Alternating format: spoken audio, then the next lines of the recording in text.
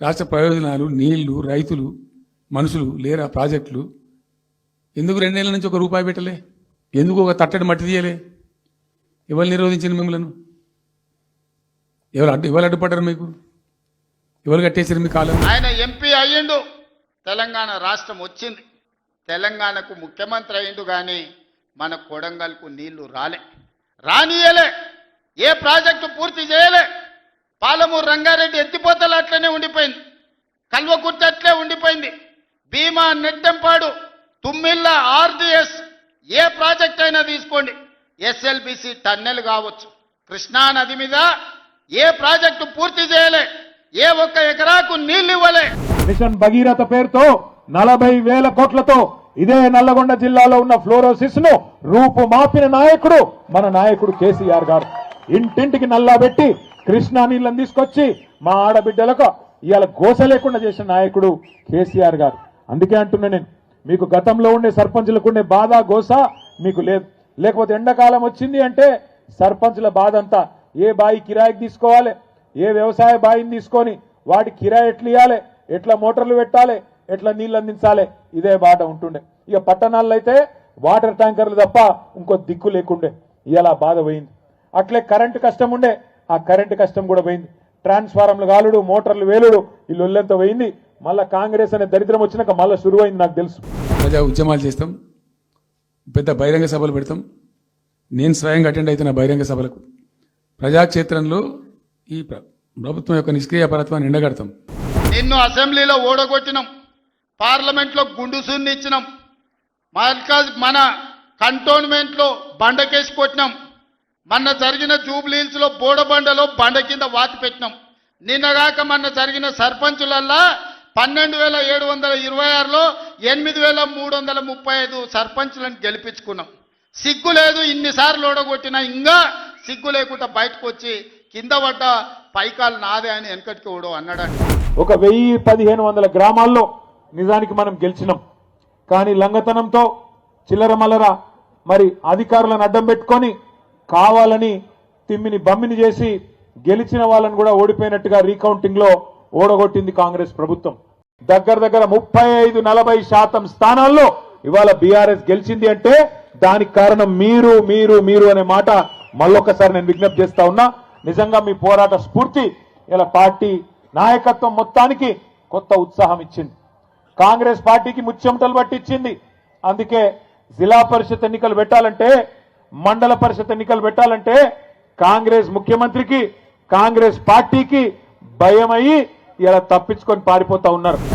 ఏళ్ళ దాకా వేరే కథ, రేపటి నుంచి వేరే తోలు తీస్తాం. ఎక్కడికక్కడ ప్రజలు ఖచ్చితంగా ఎక్కడికక్కడ నిలబెట్టే ప్రయత్నం చేస్తాం. అడుగున చెక్ చేస్తాం, ప్రతి విషయంలో చెక్ చేస్తాం. Sufficient time we have given. మేము తొందరపడి మేము ఎందుకు కన్నెర్రయ్యి మా ప్రభుత్వం పోయింది వీళ్ళు వచ్చింది అనేటువంటి ఒక పిచ్చి అయ్యి అట్లా మేము చేయలే, అటువంటి వాడికి పోలే. మీ గాండ్రింపులకు, మీ బెదిరింపులకు, ఉడత ఊపులకు భయపడ్డాడు ఎవరు లేరు బిడ్డ. ఈడ దుక్కి దున్నిన చేతులు ఉన్నాయి. మీరేదో తోలు తీస్తా అంటే తీపించుకోనికే లేము. ఈ కండలు కరిగినాయి, మిగిలిందే తోలు. ఫస్ట్ నీ తోలు సంగతి చూసుకో, నీ తోలు సంగతి చూసుకో. ఊర్లో మాకు తెలుసు, ఊర్లలో నాటుకోళ్ళు ఉంటాయి కదా, కోని కాల్చినాక మనం మంచిగా కాల్చి తోలు తీసి పసుపు పెడతాం కదా, మంచిగా తోలు తీసి పసుపు పెడతారు బిడ్డ మా కొడంగల్ వాళ్ళు. నువ్వేదో తెలివితేటలు అనుకుంటున్నావు. ఈ తమాషా మాటలు, ఈ అతి తెలివితేటలు కట్టిపెట్టుకో. ఎన్ని ఎలక్షన్లు జరిగినా సిగ్గు లేకుండా అన్నిట్లలో డిపాజిట్లు పోతున్నా, బండకేసి కొడుతున్నా, బుద్ధి రాలే. ఇప్పటికైనా మారుండ్రి. నాకేం లేదు, మీరు అట్లుంటేనే మంచిది. ప్రజలు చీత్కరిస్తారు, చీదర కొడతారు, లాస్ట్ దేనికి వనికి రాకుండా పోతారు. భయపడకండి, ఎవ్వలతో ఏం కాదు. కాంగ్రెస్ వాళ్ళకంత ధైర్యం కూడా లేదు. కేసీఆర్ గారు గర్జిస్తే ఈ జిల్లా మంత్రులు, నీళ్ల మంత్రి కూడా ఈ జిల్లాలోనే ఉన్నాడు. పాపం ఆయనకు నీళ్ల గురించి కూడా తెలియదు. నిన్న ప్రెస్ మీట్ పెట్టి నేను చూస్తూ ఉంటా, ఆయనకి ఏం తెలియదు. ఏమన్నంటే నేను ప్రిపేర్ అయ్యి రాలే, రేపు వస్తా అంటాడు. మళ్ళా ఒక ఆయననేమో ప్రిపేర్ అయ్యి రాడు, ఇంకొక ఆయనేమో నీళ్లు వాటర్ నేను ఎక్కువ చెప్పా ఆయన గురించి. గిసంటోళ్ళు ఈ జిల్లా మంత్రులు. ఏం తెలుసు వీళ్ళకు? నీళ్ల గురించి తెలుసా? ప్రజల అవస్థల గురించి తెలుసా? అడ్డమైన అబద్ధాలు చెప్పి అర్రాసు పాటవాడి ఇవాళ అడ్డదారిలో అధికారంలోకి వచ్చి కూర్చున్నారు. మీదికెళ్ళి ఇవాళ హుంకరిస్తా ఉన్నారు, బెదిరించే ప్రయత్నం చేస్తున్నారు. కాబట్టి అరాకిరి ముచ్చట్లు కావు. ఇష్టం వచ్చినట్టు మాట్లాడి, ఇష్టం వచ్చినట్టు ఆల్తు ఫాల్తు కూతలు కూసి ఏదో చేస్తామంటే అది జరిగేది కాదు, జరగనీయం. రెండవది, ఈ ప్రభుత్వం కూడా సర్వభ్రష్ట ప్రభుత్వం.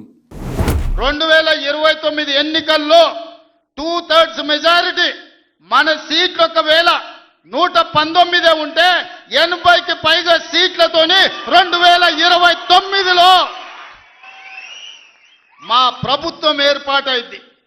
ఒకవేళ 153 సీట్లయితే 100 పైగా సీట్లతోని 2/3 మెజార్టీతోని తెలంగాణలో రెండోసారి కాంగ్రెస్ ప్రభుత్వాన్ని తెస్తాం.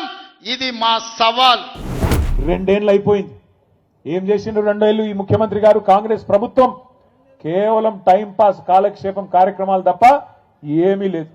రోజుకొక్క లీక్ ఇస్తారు. ఇగో ఈ కేసు, ఆ కేసు, ఆ కేసు, ఈ కేసు.